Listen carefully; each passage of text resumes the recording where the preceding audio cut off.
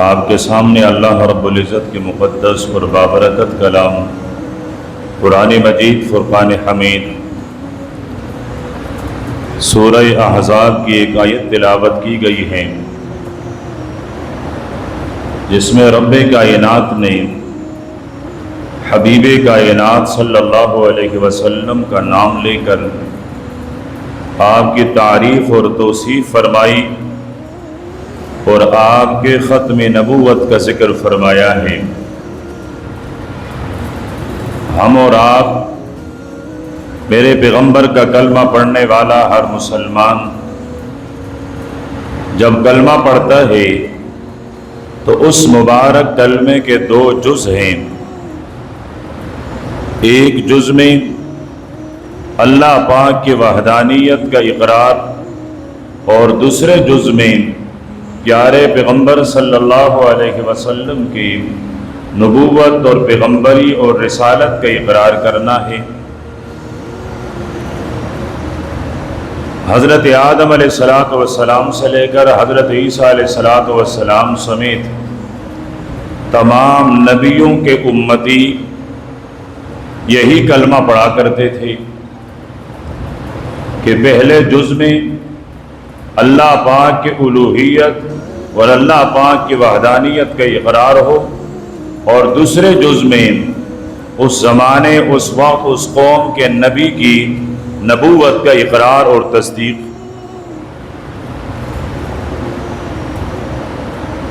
لیکن میرے اور آپ کے کلمے کا دوسرا جز صرف پیغمبر کی نبوت اور رسالت کا اقرار نہیں، بلکہ میرے اور آپ کے ایمان کے لیے یہ لازمی اور ضروری ہے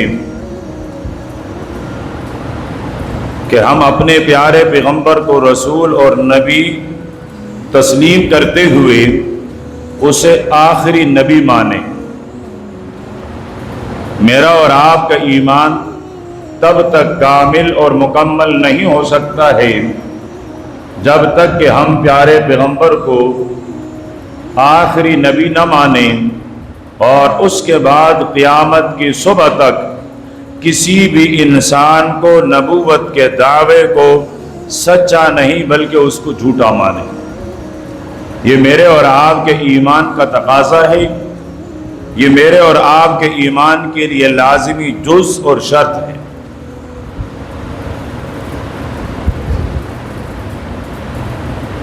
آپ صلی اللہ علیہ وسلم کے دور نبوت میں بھی جب آپ کے خاتم النبیین ہونے کا انکار کیا گیا اور جھوٹے لوگوں نے جھوٹے دعوے کیے، تو اللہ کے پیارے پیغمبر نے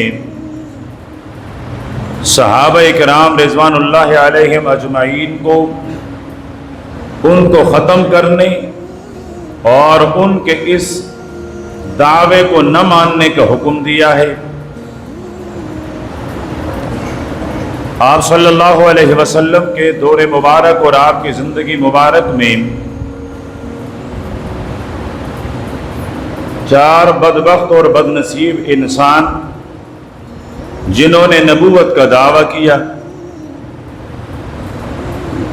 آپ صلی اللہ علیہ وسلم کے پاس مدینہ کی زندگی میں پورے عالم سے، پوری دنیا سے ملک اور قوم کے وفد آئے اور انہوں نے آپ سے ملاقات کی۔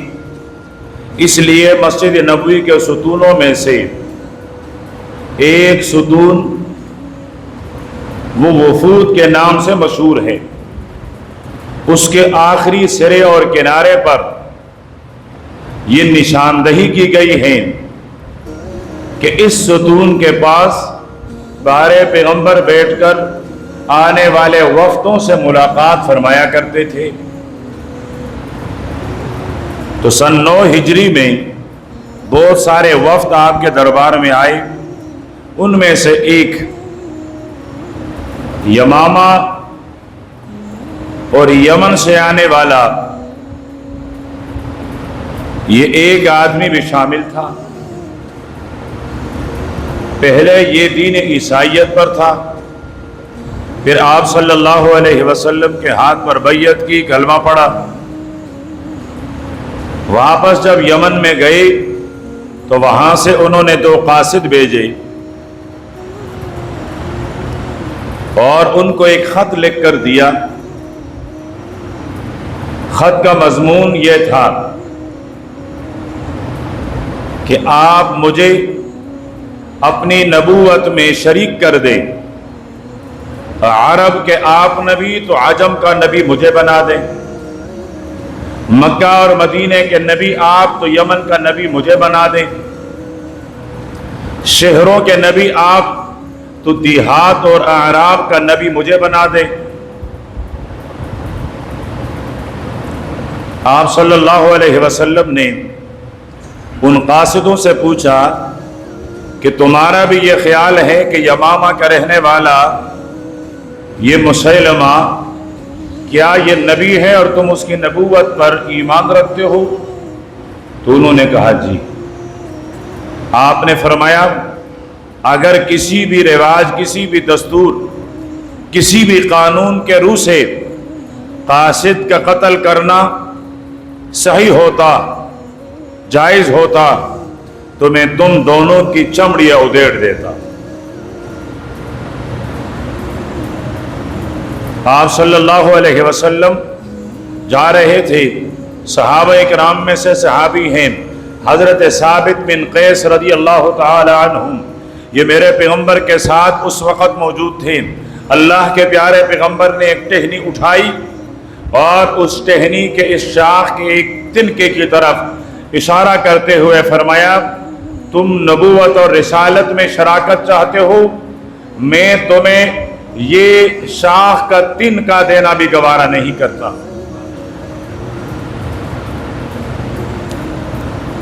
وہ واپس چلے گئے۔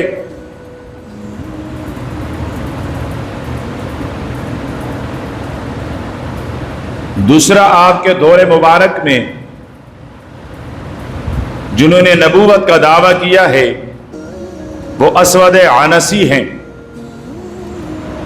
کہ اس نے بھی اپنے علاقے والوں کو بتایا کہ تمہیں دور جانے کی ضرورت نہیں، تم میرے دربار میں حاضری لگایا کرو، پیغمبر کے دربار کے حاضری کی جو ثواب ہیں، جو اجر ہیں، جو منزلت ہیں، وہ تمہیں میری دربار میں حاضری لگانے سے بھی مل جائے گی۔ استغفر اللہ۔ جس طرح کوئی امتی اپنے پیغمبر کے چہرے انور کی زیارت کرتے ہوئے اسے اجر ملتا ہے، ثواب ملتا ہے، تو اسود عنسی نے کہا کہ تم میرے پاس آ کر میرے چہرے کی دیدار اور زیارت کرو گے۔ میں الفاظ کو تبدیل کر کے یوں کہوں گا کہ اس نے کہا ہوگا کہ تم آ کر میرے اس کتے والے جہنمی چہرے کو دیکھو گے تو تم بھی جہنم کے مستحق بن جاؤ گے۔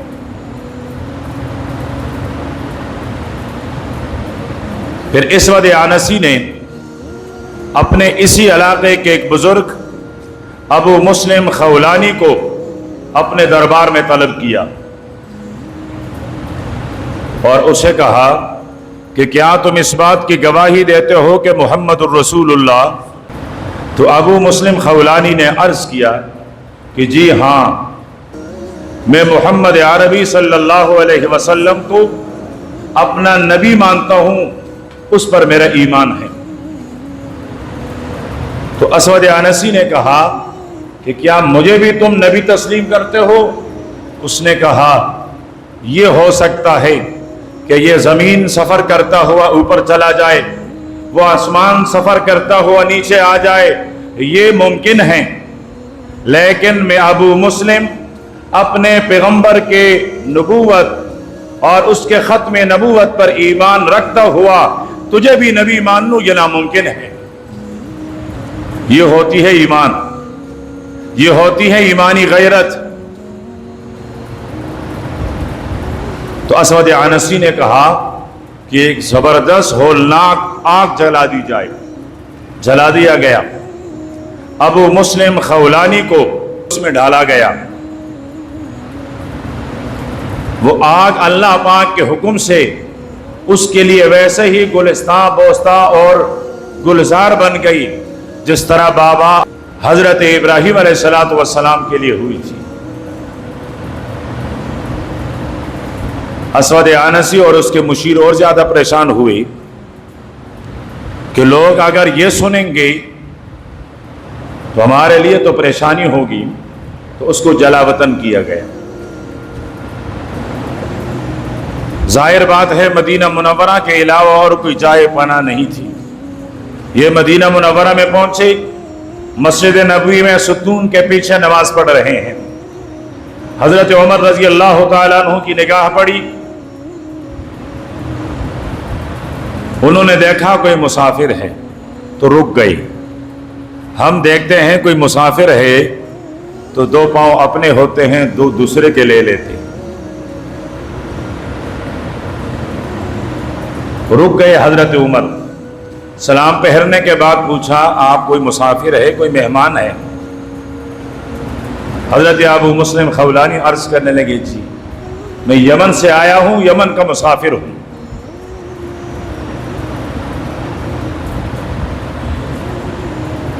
تو حضرت ابو مسلم خولانی رحمہ اللہ سے حضرت عمر پوچھتے ہیں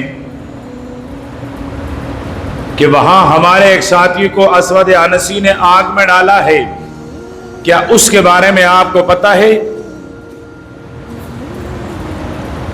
تو وہ کہنے لگا کہ اس کا نام عبداللہ ابن ثوب ہے۔ حضرت عمر سمجھ گئے کہ ابو مسلم خولانی یہی ہے۔ قریب کر کے اس کے چہرے کو اور اس کے ماتھے کو بوسہ دیا اور اٹھا کر حضرت ابو بکر کے دربار میں لے کر گئے اور تعارف کروایا کہ ابو بکر یہ وہ آدمی ہے جس کو اس امت میں بھی آگ اس کے لیے گلزار بنا دی گئی ہے۔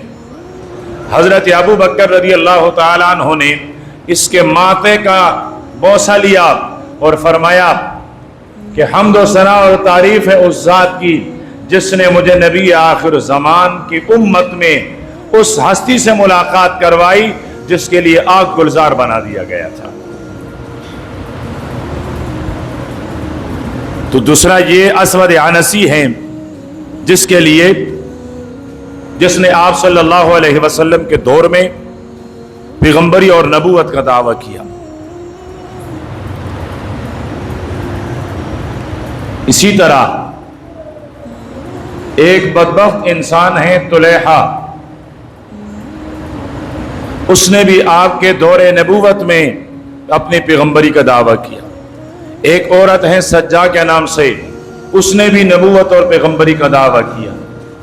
تاریخ روایت کے مطابق یہ سجا نامی عورت اور یہ ابو طلیحہ اسدی یہ بعد میں مسلمان ہوئے ہیں، لیکن تاریخی روایت ہے۔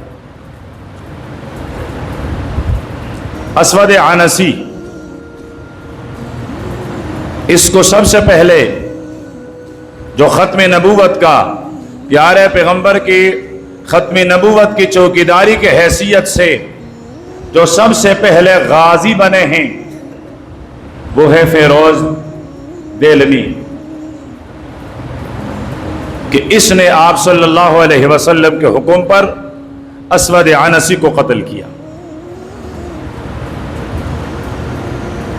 مسیلمہ کذاب یمامہ اس کی طرف حضرت ابو بکر رضی اللہ تعالی عنہ نے صحابہ کرام کے 3 لشکریں روانہ کی۔ ایک لشکر کی کمان حضرت اکرمہ رضی اللہ تعالی عنہ فرماتے ہیں، حضرت اکرمہ کس کا بیٹا ہے؟ ابو جہل کا بیٹا ہے۔ ابو جہل کا بیٹا، باپ میرے پیغمبر کا سب سے بڑا دشمن اور بیٹا ختم نبوت کی چوکیداری میں سب سے پہلے جنگ کی کمان کرنے والے، یہ ہوتی ہے مقدر، یہ ہے میرے رب کے تقدیر کے فیصلے۔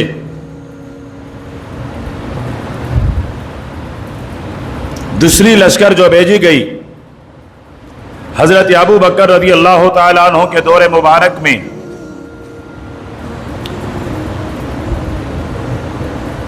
اس کی قیادت بھی ایک صحابی نے کی ہے، حضرت شرحبیل ابن حسنہ. اور تیسری لشکر جو روانہ کی گئی ہیں اس کی قیادت کی ہے حضرت خالد ابن ولید نے رضی اللہ تعالی عنہ. اور حضرت خالد ابن ولید رضی اللہ تعالی عنہ کے اس لشکر نے جب حملہ کیا ہے تو اللہ پاک نے اسلام کے اس لشکر کو سرخرو فرمایا ہے، فتح عطا فرمائی ہے، اور مسلمہ مردار ہوا ہے. اور کس کے ہاتھ سے مردار ہوا؟ حضرت وحشی کے ہاتھ سے. حضرت وحشی کون ہیں؟ جس نے حضرت حمزہ رضی اللہ تعالی عنہ کو شہید کیا. صرف شہید نہیں، جس نے حضرت حمزہ کے جسم کے 11 ٹکڑے کروائے، جس نے حضرت حمزہ کے کلیجے کو نکالا.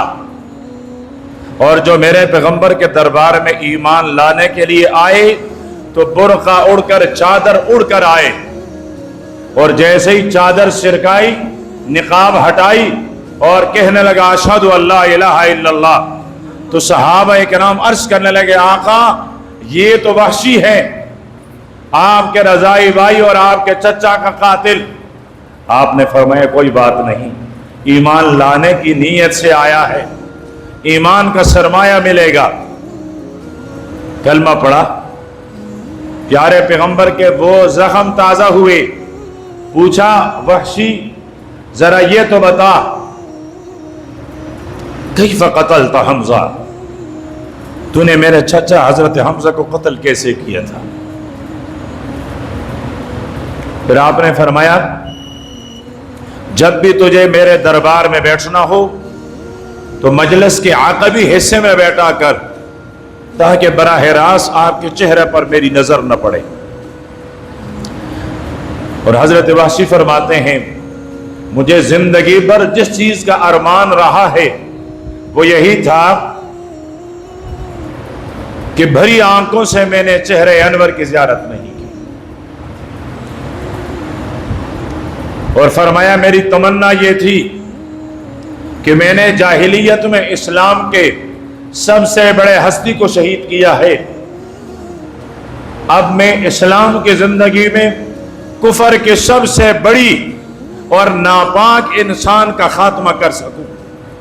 فرمایا یہ میری تمنا تھی، اور یہ تمنا یمامہ کے جنگ میں میرا انتظار کرتی رہی. میں وہاں پہنچا تو میری تلوار میرے ہاتھوں نے، میرے بازو نے مسیلمہ کذاب کا سر تن سے جدا کروا دیا. فرمایا یہ اعزاز میرے ہاتھ میں آئی، میرے نصیب تھی یہ کہ مسیلمہ کذاب کو جہنم تک پہنچانے والا وہ بھی حضرت وحشی ابن حرب رضی اللہ تعالی عنہ.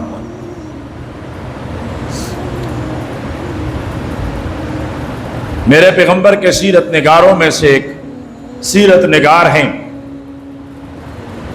مولانا قاضی سلیمان منصور پوری صاحب. وہ فرماتے ہیں کہ آپ صلی اللہ علیہ وسلم کے دور نبوت میں، دور رسالت میں جتنے غزوات، جتنے سرایا، جتنی جنگیں لڑی گئی، ان میں صحابہ کرام کے صرف 259 صحابہ کرام شہید ہوئے. یہ دنیا کا وہ عظیم انقلاب ہے جو بغیر سرمایے کی، بغیر خونریزی کی دنیا میں پپا کیا گیا.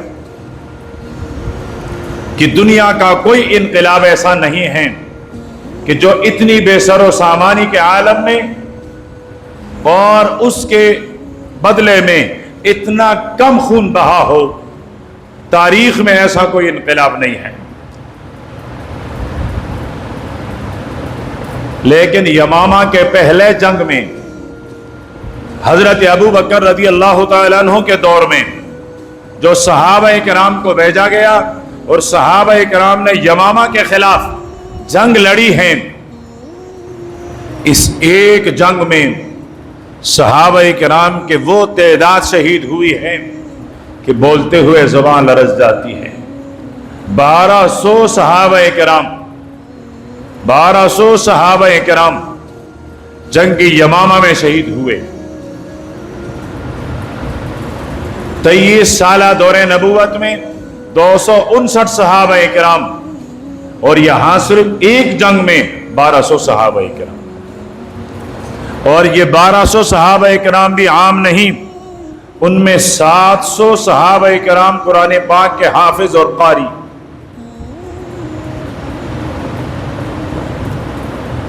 सिर्फ ये भी नहीं, यमामा के जंग में वो मुबारक हस्तियां भी शामिल और शरीक थी, जिनके लिए मेरे रब ने फरमाया था इअमलू मा शिअतुम, आज के बाद तुम्हारा जी जो चाहे करते रहो, मैंने तुम्हें बख्श दिया है। जंग बदर के शुरका, जिनके लिए मेरे रब ने फरमाया था कि तुम जो भी करते रहो, मैं अल्लाह तुम्हारे आमाल को इतने वजन के साथ तोल कर तुम्हारी दरजात और तुम्हारी बख्शिश का फैसला करते हुए ऐलान करता हूं, तुम्हारी कोई खता और कोई लग़्ज़िश लिखी ही नहीं जाएगी। 70 सहाबा इकराम जो बदरी थे, जो बदर के मैदान में मेरे पैगंबर के शाना बशाना शामिल और शरीक थे, यमामा के जंग में ऐसे 70 बदरी सहाबा इकराम शहीद हुए। अंदाजा करें खत्म नबूवत की चौकीदारी, खत्म नबूवत की हिफाजत कितनी अहम है कि हजरत अबू बकर रज़ी अल्लाह तआला अन्हु ने दुनिया का सबसे कीमती सरमाया, सफ़वतुल खलाइक, बरी कायनात की सबसे ज्यादा चुनीदा और मुंतखब शुदा हस्तियां सहाबा इकराम की कुर्बानियां गवारा की हैं, लेकिन खत्म नबूवत पर आंच आना गवारा नहीं किया है। और ये इसलिए कि जिस तरह ला इलाहा इल्लल्लाह अल्लाह पाक की उलूहियत और वहदानियत का तस्दीक करना लाजमी और ज़रूरी है, इसी तरह मेरे पैगंबर के खत्म नबूवत की तस्दीक और ईमान ये भी लाजमी और ज़रूरी है।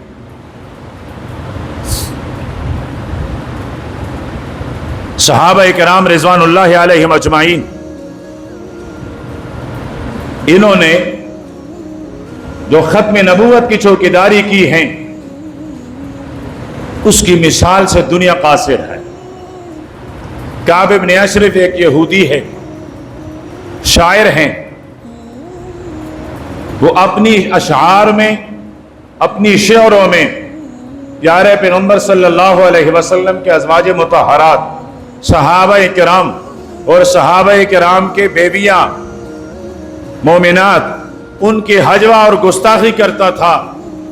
अल्लाह के प्यारे पैगंबर ने सहाबा इकराम से फरमाया, मन लिकाब इब्न अशरफ, इस काब इब्न अशरफ को कौन जहन्नम पहुंचाएगा। और अजीब बात, काब इब्न अशरफ मंसूबा कर रहा है कि अल्लाह के प्यारे पैगंबर को यहां बुलाकर अल्लाह के प्यारे पैगंबर को शहीद कर दिया जाए।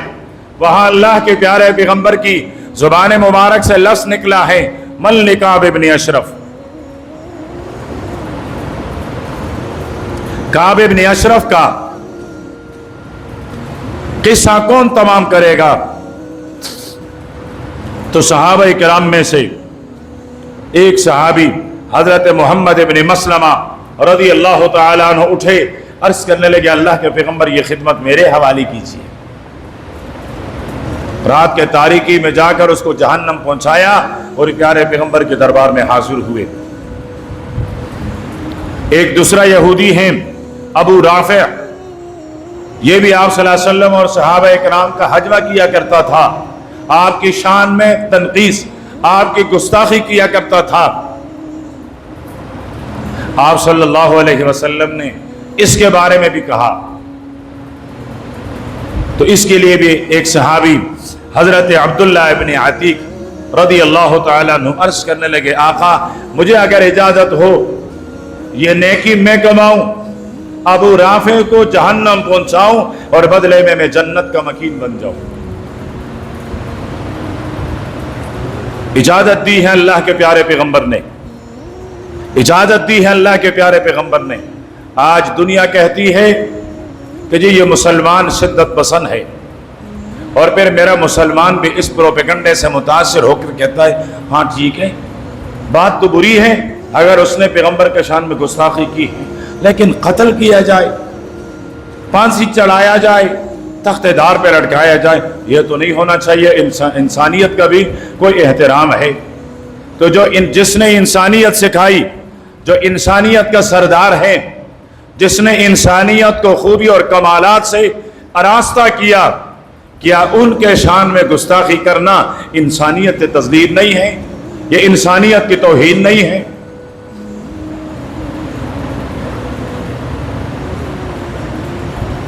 ہمارے ملک میں اور بجا طور پر صحیح ہے یہ قانون کہ بانی پاکستان قائد اعظم محمد علی جناح کی اگر کوئی توہین کریں تختے دار پہ لٹکا دیا جائے،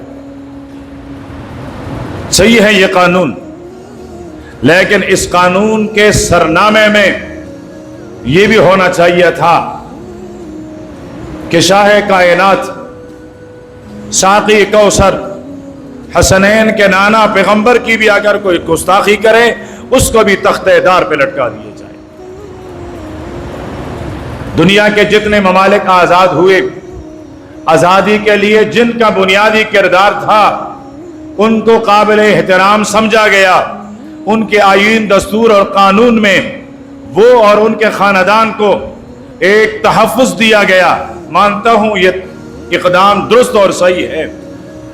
اگر یہی اقدام میں کرتا ہوں اور میں اپنے نبی اور پیغمبر کو، اس کی شان کو اس طرح کے تحفظ دینے کی کوشش کرتا ہوں تو پھر مجھے دہشت گرد کیوں کہا جاتا ہے؟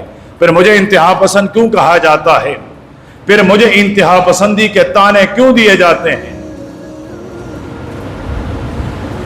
کسی آدمی کی عزت پر حملہ کیا جائے، وہ عدالت کا دروازہ کڑکڑاتا ہے، وہ دعویٰ دائر کرتا ہے، وہ اپنے عزت کے ہر جانے کا مطالبہ کرتا ہے، اور عدالت یہ تمام چیزیں اس کے حق میں جائز سمجھتی ہیں۔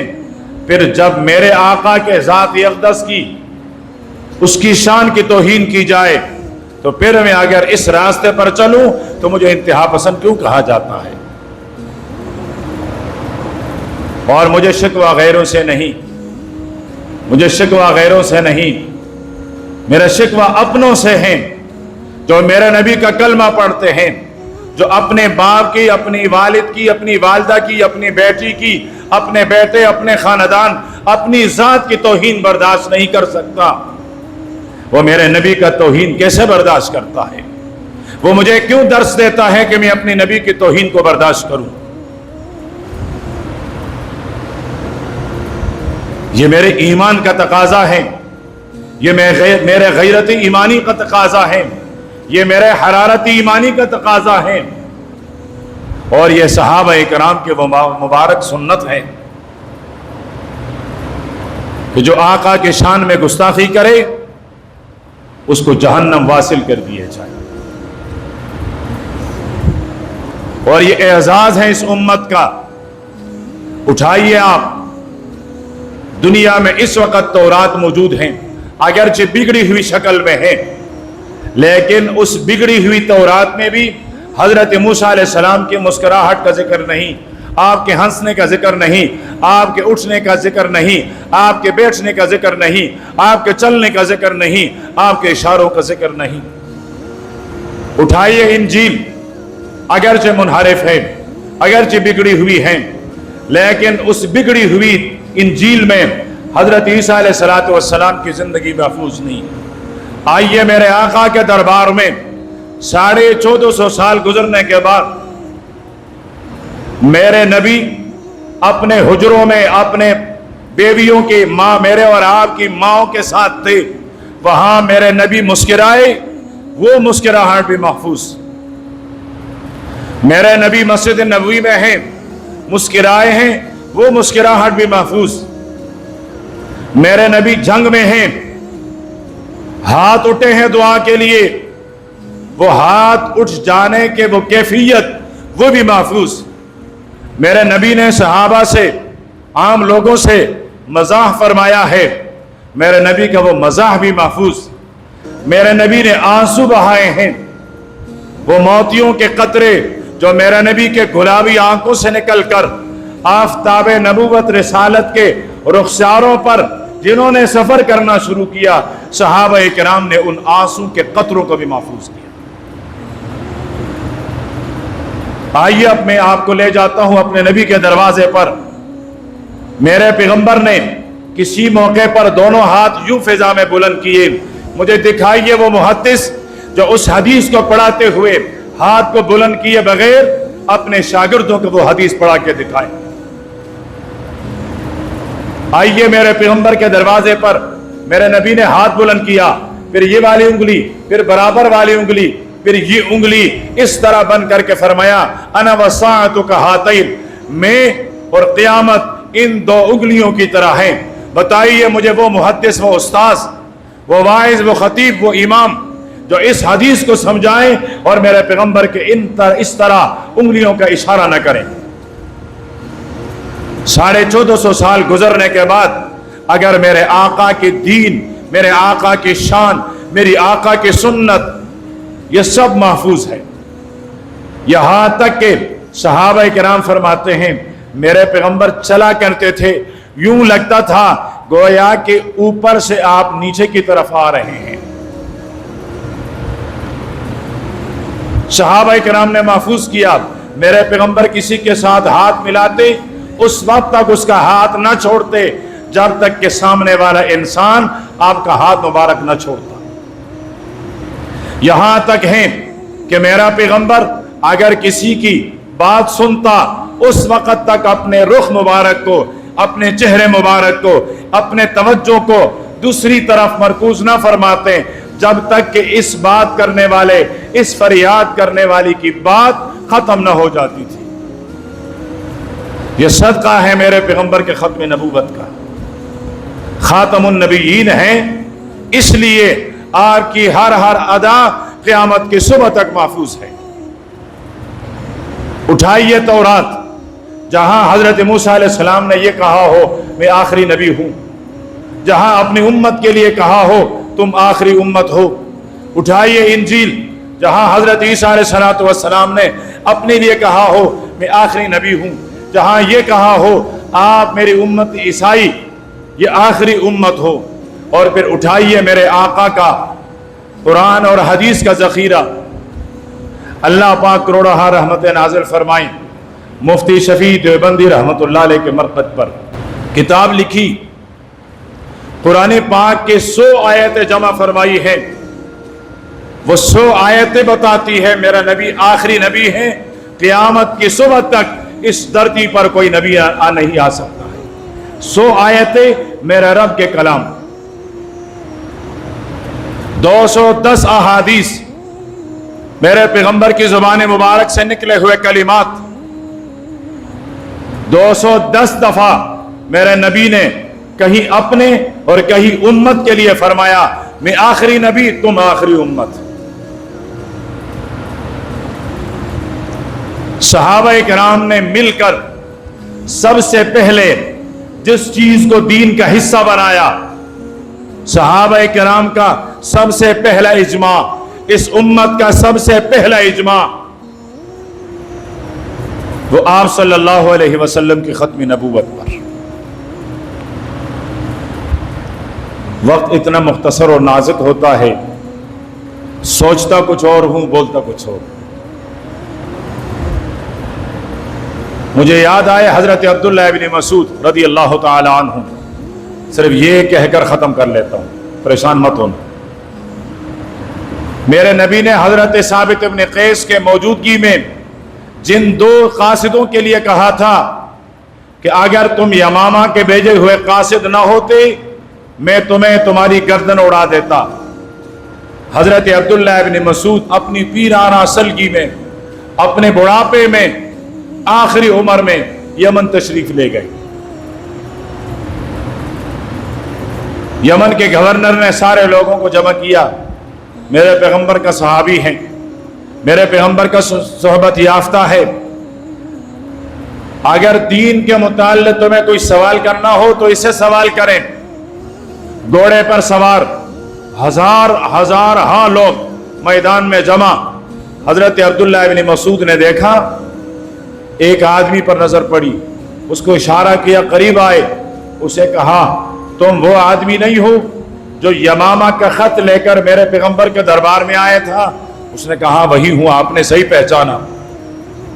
हजरत अब्दुल्लाह इब्न मसूद ने पूछा, क्या तुम अभी भी यमामा के उस खबीस को अपना नबी मानते हो? उसने कहा हाँ। इशारा किया हजरत अब्दुल्लाह इब्न मसूद ने गवर्नर को। यह जमाना था जब इल्म की कदर हुआ करती थी, जब उलमा की कदर हुआ करती थी। आलिम घोड़े पे सवार, वक्त का गवर्नर, और गवर्नर भी किसी आम खित्ते का नहीं, यमन का, जमीन पर बैठा है, गुबार पर बैठा हुआ है, गुबार आलूदा है, फर्श पर है, और इशारा गवर्नर नहीं, इशारा आलिम करता है, इधर आओ। वो करीब आता है, सर झुका कर कहते हैं जी। फरमाया मैं अपनी सवारी से उस वक्त तक नहीं उतरूंगा जब तक कि इस आदमी का सर कलम न किया जाए। लगाओ फितवा हजरत अब्दुल्लाह इब्न मसूद पर, कह दो इंतहा पसंद हजरत अब्दुल्लाह इब्न मसूद को, अगर जुर्रत है फितवा लगा सकते हो, लगाओ हजरत अब्दुल्लाह इब्न मसूद पर। और हजरत अब्दुल्लाह इब्न मसूद वो हस्ती है जिसका तशहुद हम हर नमाज में पढ़ते हैं। ये रवायत करने वाला सहाबी हजरत अब्दुल्लाह इब्न मसूद हैं। हर नमाज में, हर तहियात में जो हम तहियात पढ़ते हैं, ये रिवायत करने वाला मेरे पैगंबर से हजरत अब्दुल्लाह इब्न मसूद।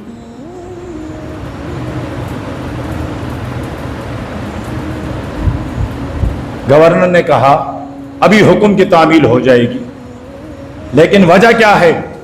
फरमाए उस वक़्त मेरे नबी ने तमन्ना किया था, लेकिन ये उस वक़्त कासिद थे, इसका कत्ल मुनासिब नहीं था।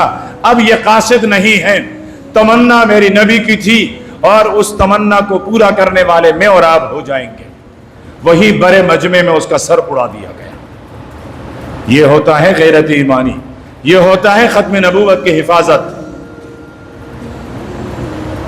तो इन कलिमात के कहने का बुनियादी मकसद सारी दुनिया एक तरफ हो जाए और दूसरे पल्ले में मोहम्मद अरबी सल्लल्लाहु अलैहि वसल्लम की अजमत और शान और आपकी खत्म नबूवत हो। मेरे दोस्तों, मेरे भाइयों, मेरे बुजुर्गों, मेरे जवानों, ये सारी दुनिया कुर्बान कर लेना कोई बात नहीं, लेकिन मेरे मोहम्मद अरबी के इज्जत पर आंच ना आने देना। इसलिए कि मेरे और आपके पास निजात के लिए सिर्फ यही एक वास्ता है, यही एक रास्ता है, यही एक जरिया है। अगर यहाँ की मोहब्बत कामिल तो क़यामत के दिन निजात यकीनी है, और अगर इसकी मोहब्बत नाक़िस है, रब्बे काबा की कसम, मेरी नमाजें, मेरी हज, मेरी ज़कात, मेरी रोज़े, मेरी जहां भर की इबादतें मुझे निजात नहीं दिलवा सकती है। निजात के लिए ज़रूरी है कि अपने पैगंबर से बेपनाह अकीदत। अल्लाह के नबी ने फरमाया तुम में से कोई आदमी उस वक्त तक कामिल मोमिन नहीं बन सकता है जबकि सारी कायनात के बदले में मैं सबसे ज्यादा महबूब न बनूं। अपनी तरफ से नहीं, ये मेरे आका का दिया गया पढ़ाया गया सबक है। ये सबक खुद भी पढ़ें, ये अपनी नस्लों को भी दें, ये अपनी औलादों को भी दें। सब चीज पर समझौता करना हो कर लो, लेकिन मेरे आका की इज्जत और नामुस पर यह सौदाबाजी के लिए नहीं, यह समझौते के लिए नहीं।